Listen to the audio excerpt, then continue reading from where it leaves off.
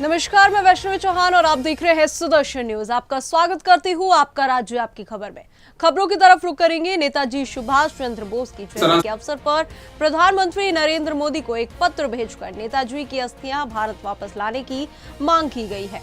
पत्र में कहा गया है कि ये केवल ऐतिहासिक प्रश्न नहीं बल्कि राष्ट्र के सम्मान और न्याय से जुड़ा मामला है। उल्लेखनीय है कि 30 दिसंबर 2025 को नई दिल्ली के कॉन्स्टिट्यूशन क्लब ऑफ इंडिया में राष्ट्रीय न्याय सम्मेलन का आयोजन किया गया था, जिसमें देश भर के नेताओं, न्यायविदों और सामाजिक कार्यकर्ताओं ने नेताजी के नश्वर अवशेषों को जापान से भारत लाकर पूरे राजकीय सम्मान के साथ अंतिम संस्कार कराने की आवश्यकता पर जोर दिया।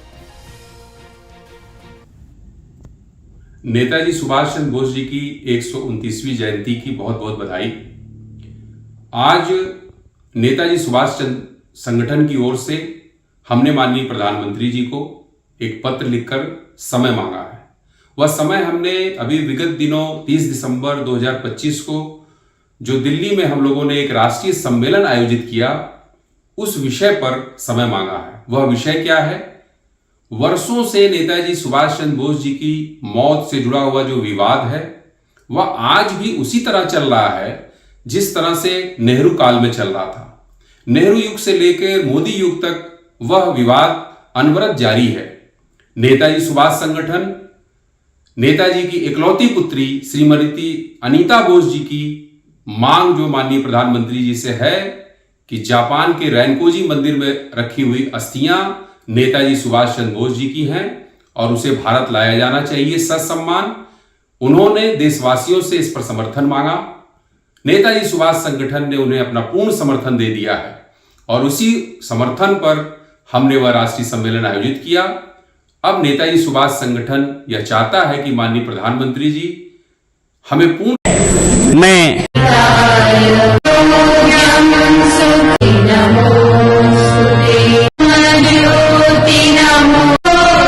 आज के इस ऐतिहासिक मंच से आप सभी के समक्ष यह अत्यंत महत्वपूर्ण राष्ट्रीय प्रस्ताव रखने के लिए उपस्थित हुआ हूं। I am grateful to miss. और वहां से लेके अंत तक कितनी कम आयु में उनका देहांत हुआ, लेकिन पूरी जिंदगी उन्होंने बहुत रूढ़ियों। ही should come back to his country. उनके रिलिक्स इंडिया लाए जाएं। देश का है ऐसा व्यक्तित्व जिसने अखंड भारत का पहला शासन बनाया, स्वतंत्र शासन बनाया, स्वतंत्र सरकार बनाई, उसको कोई न्याय देने की शक्ति इस देश में नहीं रखता है। उनके प्रत्येक अवशेष माता के लिए, इसकी आजादी के लिए जिए हैं। और अमित जी, आपके द्वारा जो किए गए जितने भी प्रयास हैं, तो इन प्रयासों से आपको कोई आर्थिक लाभ नहीं है, ये देश के लिए, समाज के लिए आप करते हैं। इसलिए मैं चाहता हूं मैंने सभी वक्ताओं को बहुत ध्यान से सुना और कितनी लगन के साथ।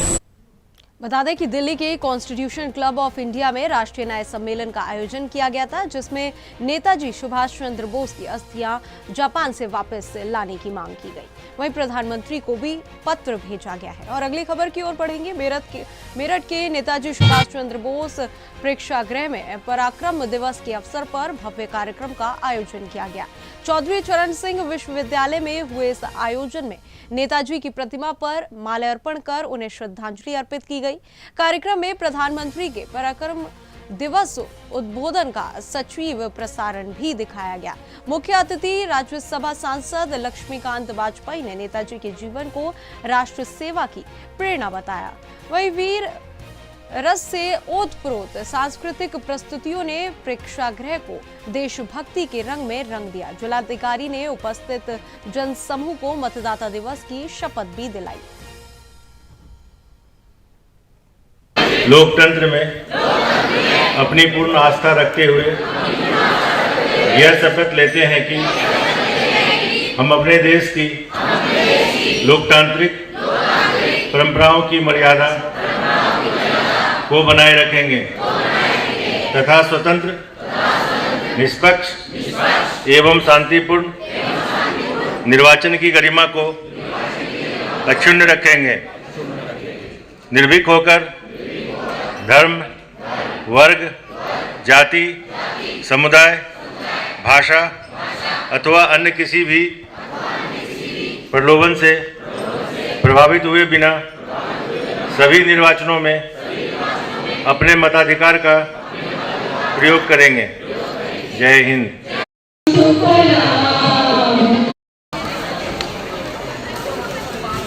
जो देश के लिए किया गया, देश को आजाद कराने के लिए किया गया, इस मौके फर्रुखाबाद से बड़ी खबर जहां सुदर्शन न्यूज की खबर का असर देखने को मिला है। अवैध बालू खनन माफिया के खिलाफ जिला प्रशासन ने बड़ी कार्रवाई शुरू कर दी है। तहसील अमृतपुर के ग्राम करमपुर में अवैध खनन के दौरान ओवरलोड डंपर से युवक विजय की कुचलकर मौत हो गई थी, जिसे सुदर्शन न्यूज ने प्रमुखता से उठाया था। इसके बाद जिलाधिकारी आशुतोष कुमार त्रिवेदी ने मामले का संज्ञान लेते हुए जांच और कार्रवाई के निर्देश दिए। वहीं डीएम ने स्पष्ट किया कि जिस स्थान पर पट्टा नहीं है वहां खनन मिलने पर पट्टा निरस्त किया जाएगा और अवैध खनन व ओवरलोड वाहनों पर भारी जुर्माना लगाया जाएगा। प्रशासन की इस कार्रवाई से खनन माफिया में हड़कंप मच गया है। पट्टा चल रहा था, जिस पर प्रशासन द्वारा क्या कार्रवाई की गई तक? देखिए, एक डंपर के कुचलने से एक आदमी की डेथ हो गई। इसके बाद ये मैटर प्रकाश में लाया गया कि बालू का जो पट्टा हुआ है उसमें कुछ अनियमित तरह से काम हो रहा है। इसकी पैमाइश के लिए आदेश हुआ है कि यदि रेगुलर पट्टा है, उस पट्टे से यदि खुदाई कर रहे हैं तो अलग बात है, वो खुदाई के लिए तो अनुमति है, लेकिन तेज रफ्तार से डंपर चले ये सब क्षम्य नहीं होगा, उस पर कार्रवाई होगी। यदि अनअलॉटेड एरिया में ये खनन पट्टा खुदाई की बात आएगी तो उन पर दंड निरस्तीकरण से लेकर जुर्माना और अन्य दंडात्मक कार्रवाई भी की जाएगी। धन्यवाद। उत्तर प्रदेश के कानपुर में आज जिला प्रशासन, पुलिस और सिविल डिफेंस की संयुक्त टीम ने हवाई हमलों की आपात स्थिति से निपटने के लिए व्यापक मॉक ड्रिल का आयोजन किया। मॉक ड्रिल शहर के कई इलाकों में की गई। इस दौरान पूरे क्षेत्र में ब्लैकआउट रखा गया। शाम 6 बजे सायरन बजते ही अभ्यास शुरू हुआ और 6:30 पर समापन हुआ। प्रशासन ने लोगों से अपील की कि वे घरों में किसी भी प्रकार की रोशनी, मोमबत्ती या इन्वर्टर का प्रयोग ना करें। ड्रिल में एम्बुलेंस और फायर ब्रिगेड की टीमें भी पूरी तरह सक्रिय रहीं। 6 बजे ब्लैकआउट की एक्सरसाइज कराई गई है, जिसमें जितनी आपातकालीन सर्विसेज हैं इनकी हमने व्यवस्था चेक करी है। सभी जगह पर हमने अपने फोर्स को लगाया गया था और यहाँ पर खुद जो हमारा महत्वपूर्ण स्थान है, ये संवेदनशील इलाका है, इस पे आकर के हमने एक मॉक ड्रिल भी करी है और विभिन्न स्थानों पर जैसे अस्पताल हैं, मेट्रो है और संवेदन जो हमारे डिफेंस के एस्टेब्लिशमेंट हैं, एयरपोर्ट है, सब जगह पर हमारी फोर्स पहुंची हुई है। बिजली घरों पर और जो हाँ, आज 23 जनवरी के इस शुभ अवसर पर, चूँकि हमारे सुभाष चंद्र बोस जी का आज जन्म दिवस का भी शुभ अवसर है और पूरे प्रदेश में किया गया है सिविल डिफेंस की टीम द्वारा। और इसका उद्देश्य यही है कि कोई भी आपदा की परिस्थितियों में, अंतर्राष्ट्रीय परिस्थितियों में यदि किसी दुश्मन देश का कोई इरादा हो तो हमारे जो टीम है वो तैयार रहे। जो हमारे सशस्त्र बल हैं वो अपना काम करते ही हैं, परंतु नागरिकों का भी सुरक्षा का माहौल बनाए रखने में बहुत ही योगदान है। और जैसा मैं सदैव कहता हूं कि जो देश शांति काल में पसीना बहाते हैं उन्हें युद्ध काल में खून नहीं बहाना पड़ता है। तो ये उसी क्रम में सिविल डिफेंस वॉलंटियर हमारे कर्मठ है कानपुर नगर में। सभी हमारे 7 जगहों पर हम लोगों ने आज ये किया है। 6 से 6:30 के बीच में ब्लैकआउट है। लोगों को अगर कोई ऐसा होता है तो लोगों को घरों में शेल्टर लेना है। शेल्टर होने के बाद में सायरन की आवाज़ जब दोबारा नॉर्मल की बजेगी तो उसके बाद लोगों को घर से बाहर भी निकल सकते हैं। और जो हमारे बीच में डैमेजेस हुए हों, अगर कोई फायर के कारण से, मेडिकल। संभल के बेजोई मुख्यालय पर शुक्रवार को नेताजी सुभाष चंद्र बोस की जयंती के अवसर पर ब्लैकआउट मॉक ड्रिल का आयोजन किया गया।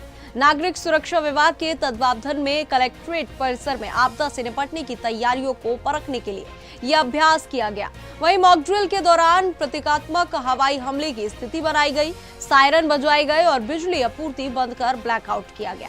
कर्मचारियों और नागरिकों ने सुरक्षित स्थानों पर पहुंचकर अभ्यास में भाग लिया।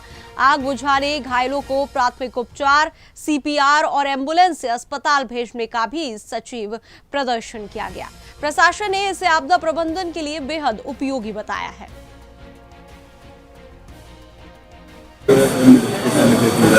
क्या पूरा उद्देश्य है इसका प्रोग्राम? आज नेताजी सुभाष चंद्र बोस के जन्म दिवस पर 23 जनवरी 2026 को जनपद संभल के Baijoi headquarter collectorate mock drill का आयोजन किया गया है। आज की जो मॉक ड्रिल है वो ब्लैकआउट से संबंधित थी, जिसमें एक झोपड़ी में आग लग गई थी और कुछ व्यक्तियों को चोट लग गई थी, जिसमें किस तरह से CPR दिया जाता है, किस तरह से फायर एक्सटिंग्विशर से आग बुझाई जाती है और कैसे जो हमारी उत्तर प्रदेश अग्निशमन सेवा जो है उसके माध्यम से आग को बुझाया जा रहा है, इसका अभ्यास कराया गया। इसके साथ साथ में हमारी मेडिकल की एम्बुलेंस रही, सारे अधिकारी रहे। सबसे बड़ी बात है कि यह जो अभ्यास होता है यह आपदा के समय बहुत काम आता है, क्योंकि इस अभ्यास से हम सीखते हैं कि त्वरित कार्रवाई कैसे करनी है। जैसे एक छोटी सी बात, कोई भी व्यक्ति है यदि उसको किसी प्रकार का हार्ट अटैक आता है या उसकी चोट लगती है या उसकी सांस किसी कारण से बंद हो जाती है घुटन के कारण, धुएं के कारण, तो उसको हर एक मिनट में 100 से 120 बार उसकी चेस्ट को 5 सेंटीमीटर गहराई तक प्रेस किया जाता है और लगातार 40 मिनट तक उसे प्रेस करना चाहिए, या जब तक हमारी कोई एम्बुलेंस नहीं आ जाए। तो इस तरह की छोटी छोटी जानकारियां हैं जो आम व्यक्ति तक पहुंचती हैं और आपदा के समय बहुत काम आती है। हमारे यहाँ 100 वॉलंटियर हैं जो आपदा मित्र हैं और उसके अलावा हमारे होमगार्ड विभाग के 80 जवान हैं जो आपदा मित्र के रूप में कार्य कर रहे हैं। इस तरह से जनपद में कुल 180 आपदा मित्र भी काम कर रहे हैं। तो 1971 में सबसे पहले मॉक ड्रिल हुआ, ब्लैकआउट हुआ। अब अभी कुछ महीने पहले हमने देखा पहलगाम में आतंकी हमला हुआ, उसके बाद में सरकार के द्वारा ब्लैकआउट कराया गया। तो इसका मेन उद्देश्य क्या है ब्लैकआउट? देखिए, आपने डिजास्टर मैनेजमेंट एक्ट के बारे में सुना होगा। उसमें 3 चीजें हैं। तैयारी कब की जाती है, आपदा से पूर्व की जाती है।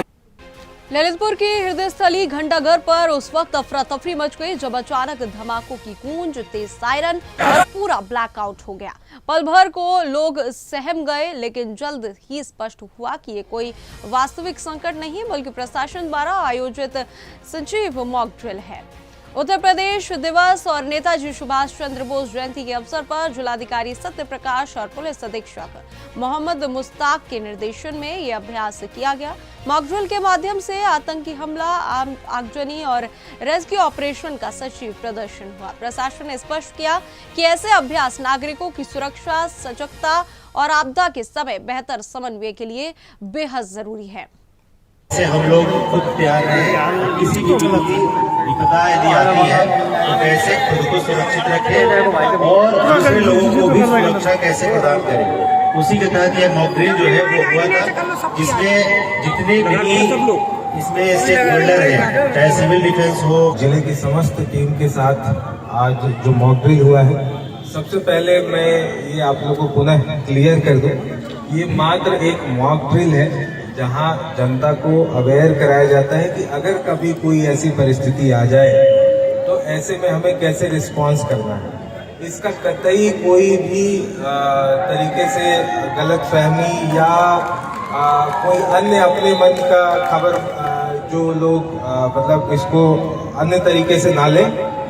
ये मात्र एक मॉक ड्रिल है जिसमें हम ये देखते हैं कि जो हमारी सरकारी मशीनरी है, हमारी मेडिकल की टीम है, हमारी पुलिस की टीम है, हमारी फायर की टीम है, हमारे नागरिक सुरक्षा के जो वॉलंटियर्स हैं, NCC के वॉलंटियर्स हैं, जितने भी हमारे लोग नागरिक सुरक्षा से जुड़े जितने भी सर्विसेज हैं, उनको ऐसी परिस्थिति में कैसे रिस्पॉन्ड कराना है, वो कैसे त्वरित गति से जाएं जिससे कि लोगों को बहुत कम समय में राहत दी जा सके और उनको अस्पताल पहुंचाया जा सके और साथ ही साथ जो क्षति हो रही हो उसको रोका जा सके।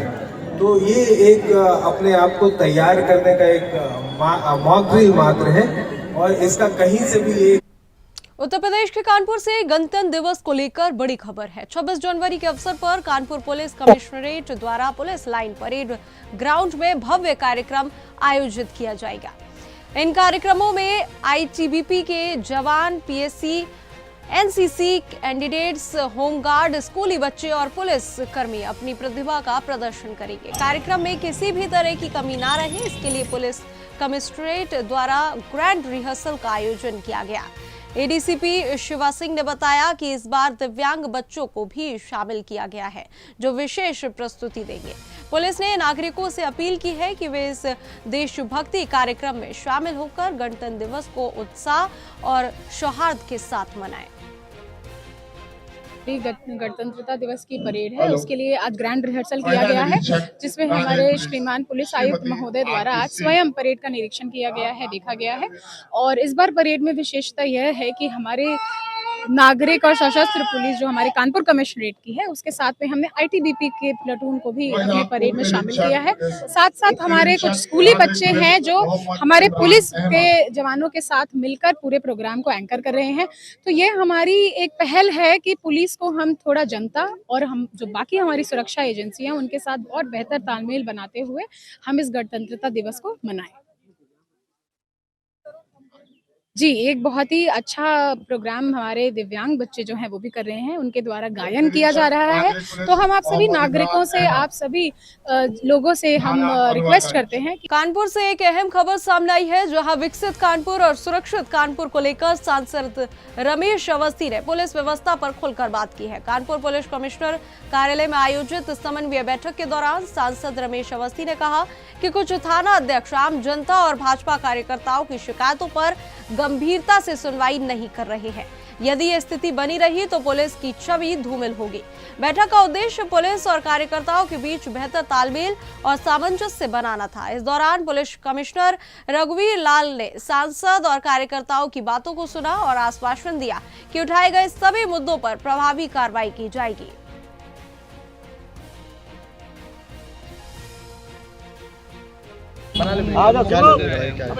देखिए, पुलिस आयुक्त के साथ हमारे पार्टी के वरिष्ठ पदाधिकारियों की, हमारे जिला अध्यक्ष दोनों शिवराम सिंह जी, अनिल दीक्षित जी और मंडल अध्यक्ष और पार्टी के अन्य नेताओं के साथ एक समन्वय बैठक हुई। और ये बैठक मैंने चुनाव जीतने के बाद ये शुरुआत की थी कि किस तरह भारतीय जनता पार्टी के कार्यकर्ताओं और पुलिस का आपस में समन्वय बना रहे, एक दूसरे के साथ लोग सम्मान भाव से पेश आएँ। पार्टी के कार्यकर्ताओं की अगर कोई जनून समस्या है उसको थाना अध्यक्ष सुने। थाना अध्यक्ष के बारे में कुछ शिकायतें मिली थी, उसके बारे में भी पुलिस आयुक्त को बताया गया कि कुछ थाना अध्यक्ष आम पब्लिक से, कोई हमारी पार्टी कार्यकर्ताओं से नहीं, सम्मान के साथ पेश नहीं आते हैं। बहुत से ऐसे काम होते हैं जो वास्तव में नहीं हो सकते, लेकिन आपको हर व्यक्ति की बात सुननी पड़ेगी, जन समस्याओं का निराकरण करना पड़ेगा। अगर वो अनुचित है तो आप मत करिए, लेकिन अगर उचित है तो करना भी पड़ेगा। और अगर वो समस्या लेके आए तो उसके बाद आपको सम्मान के साथ पेश आना पड़ेगा। इस तमाम मुद्दों पर पुलिस आयुक्त जी से चर्चा हुई। मिशन शक्ति बारे औरैया में पुलिस और एसओजी टीम ने बहुचर्चित हत्या का सनसनीखेज खुलासा किया। मृतक अरविंद कुमार की पत्नी प्रिया और उसका प्रेमी योगेंद्र ने अवैध संबंधों में बाधक बने पति की हत्या की साजिश रची। 17 जनवरी को नशे में पति के घर में छिपकर प्रेमी ने तमंचे से सिर में गोली मारकर हत्या कर दी। पुलिस ने 22 जनवरी को योगेंद्र और 23 जनवरी को प्रिया को गिरफ्तार किया। हत्या में प्रयुक्त तमंचा, कारतूस और मोबाइल बरामद हुए। वहीं औरैया पुलिस अधीक्षक के निर्देशन में मामले की अग्रिम कानूनी कार्रवाई जारी है। कारण रहा है, किस तरीके से हत्या हुई थी? दिनांक 18/1/2026 को कंट्रोल रूम से सूचना प्राप्त हुई कि थाना बेला अंतर्गत मंडी रोड के पास एक व्यक्ति की डेड बॉडी उसके घर में मिली है। इस सूचना पर तत्काल बेला पुलिस मौके पर पहुंची और मृतक के भाई अशोक कुमार की तहरीर पर बेला थाने पर अभियोग पंजीकृत किया गया ज्ञात लोगों के विरुद्ध। इसमें सर्विलांस टीम, एसओजी और थाना बेला पुलिस के संयुक्त प्रयास से घटना का सफल अनावरण किया गया और घटना में शामिल अभियुक्त योगेंद्र साक्य उर्फ पप्पू व मृतक की पत्नी को गिरफ्तार किया गया है।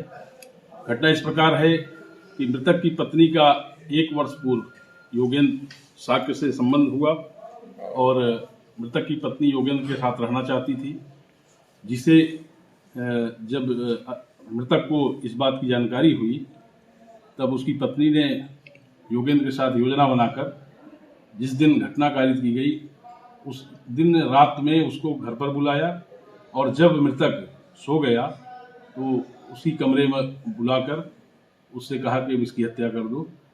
तो योगेंद्र शाह के द्वारा तमंचे से मृतक के सिर में गोली मारी गई जिससे उसकी मृत्यु हो गई। योगेंद्र शाह की निशानदेही पर घटना में प्रयुक्त तमंचा, खोखा कारतूस बरामद कर लिया गया है और पुलिसकर्मी बनकर टप्पेबाजी की वारदातों को अंजाम देने वाले शातिर अपराधी को पुलिस ने मुठभेड़ के बाद गिरफ्तार कर लिया है।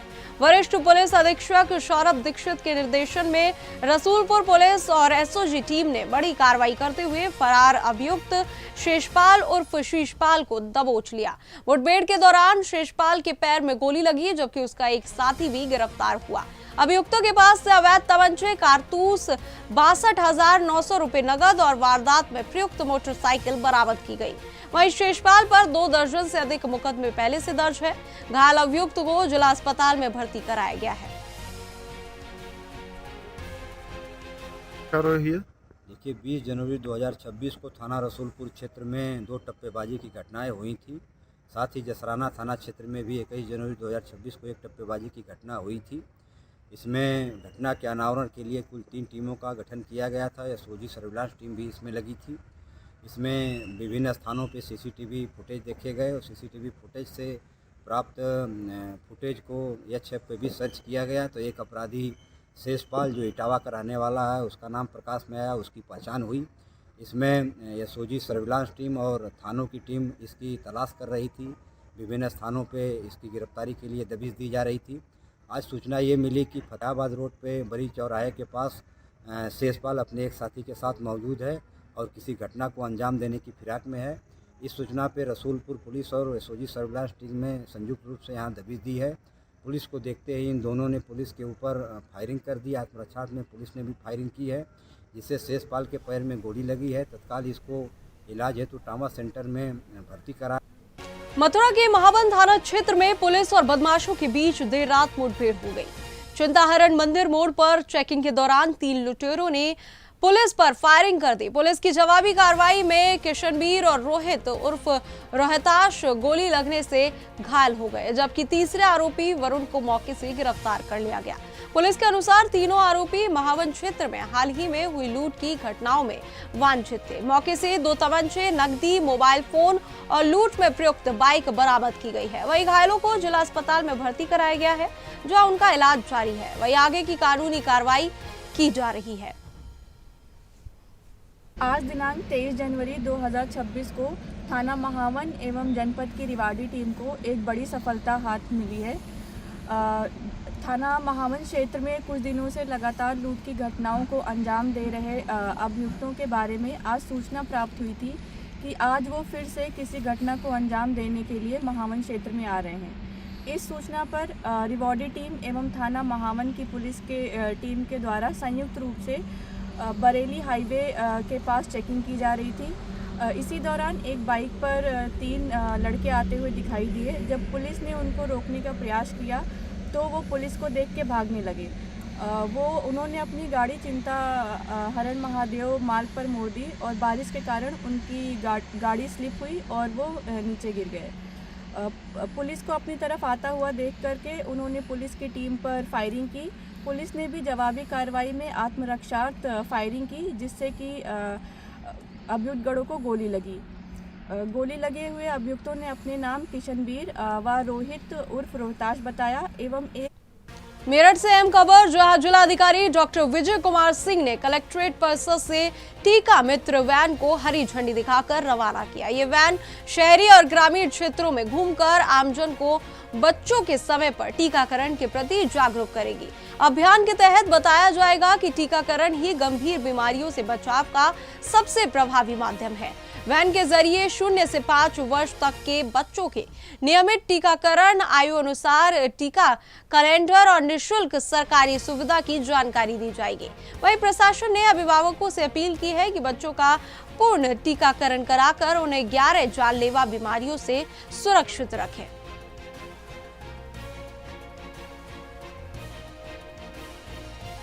मध्य प्रदेश के नवीन कृषि उपज मंडी में मुख्यमंत्री कन्यादान योजना के तहत जिला स्तरीय सामूहिक विवाह एवं निकाह सम्मेलन का आयोजन हुआ।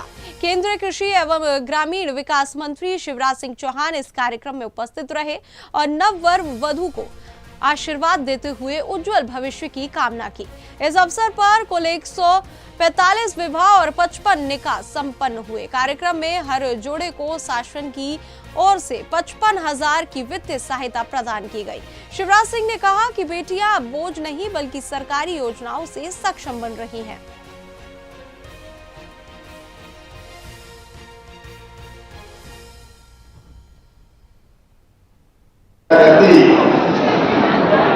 एक बार अगर 3 बेटी पैदा हो गई तो घर वालों ने विशेष कर सास ने कहा कि दूसरी ले आओ रे, मोदी मोदी करा सकते हैं। ऐसी बातें होती ताने मारे जाते और तब दिन में बहुत तकलीफ होती थी। मन में लगता था कि भगवान कैसा है, एक माँ की कोख से बेटा बेटी दोनों जन्म लेते हैं तो बेटियों के साथ भेदभाव क्यों? ऐसे ही एक कार्यक्रम में मैं बोल रहा था कि देखो बेटियों के बिना पता क्या हो गया। अपने मध्य प्रदेश में 1000 बेटों पे 912 बेटियां पैदा हो रही है और कुछ जगह तो बेटी पैदा होगी तो ब्रह्मा पूजा की ऐसी घटनाएं भी होती है। और तब एक कार्यक्रम में बोल रहा था बेटी को आने तो कुछ नहीं तो मैं अकेले होती कुछ नहीं, बेटी है तो पहले तो बूढ़ी अम्मा खड़ी हो गई। बड़ी बात। महाराष्ट्र के झाला से बड़ी और सनसनीखेज खबर है, जहां शुक्रवार रात फायरिंग की घटना ने पूरे शहर में दहशत फैला दी। नूतन वसाहत क्षेत्र स्थित घाटी अस्पताल परिसर में बाइक सवार हमलावरों ने 28 वर्षीय चरण रायमल पर ताबड़तोड़ गोलियां चला दी। गंभीर रूप से घायल चरण को अस्पताल ले जाया गया, जहां इलाज के दौरान उनकी मौत हो गई। घटना की सूचना मिलते ही पुलिस अधीक्षक अजय कुमार बंसल सहित वरिष्ठ अधिकारी मौके पर पहुंचे और जांच शुरू की। फिलहाल पुलिस ने आरोपियों को हिरासत में लेने का दावा किया है और पूरे इलाके में सुरक्षा व्यवस्था कड़ी कर दी गई है। कल करीब 8:30 साढ़े 8 के दरमियान कदीम जालना पुलिस स्टेशन के घाटी रोड एरिया के ऊपर एक व्यक्ति चरण रायमल इनको ऊपर फायरिंग करने की घटना घड़ी थी, जिसमें इमीडिएटली पुलिस ने शोध मुहिम शुरू की और पुलिस के खबरी के इंफॉर्मेशन पर से हमारे 2 आरोपी अमन शैलेंद्र ढिल्लोर और अजय विजय अमलेकर ऐसे 2 आरोपियों का नाम इसमें सामने आया और एक इंफॉर्मेशन के बेसिस के ऊपर देर रात में और late early morning type hour के अंदर उनको ताबे में लेने में पुलिस को सक्सेस मिला है। 6 से 7 घंटे के अंदर इस केस को जो ब्लाइंड मर्डर था उसको डिटेक्ट करने में पुलिस को सक्सेस मिला है और प्राइमा फेसी कुछ दिन पहले इनका झगड़ा हुआ था, मेन आरोपी जो है अमन ढिल्लोर का और विक्टिम का, और ये कारण सामने आ रहा है। पर बाकी डिटेल अभी पुलिस कस्टडी आज हम उनकी लेने वाले कोर्ट में प्रोड्यूस करते हैं, उसके बाद समझ में आएगा। ये अमन ढिल्लोर नामक आरोपी के ऊपर बिहार के समस्तीपुर जिले के कर्पूरी ग्राम में भारत रत्न जननायक कर्पूरी ठाकुर की 102वीं जयंती का भव्य राजकीय समारोह आयोजित किया गया। बिहार के मुख्यमंत्री और उप मुख्यमंत्री इस अवसर पर पहुंचे और कर्पूरी ठाकुर की प्रतिमा पर माल्य अर्पण कर श्रद्धांजलि अर्पित की। कार्यक्रम में सांसद, विधायक, कबीला मंत्री और अन्य शासकीय अधिकारी भी उपस्थित रहे। वहीं जिला प्रशासन ने कार्यक्रम की पूर्व तैयारी के साथ सुरक्षा व्यवस्था की उच्च स्तरीय समीक्षा की। समय भाव के कारण स्मृति भवन, कॉलेज मैदान और त्रिमूर्ति भवन में होने वाले क्रियाविधि को सुसंगठित कर संपन्न किया गया।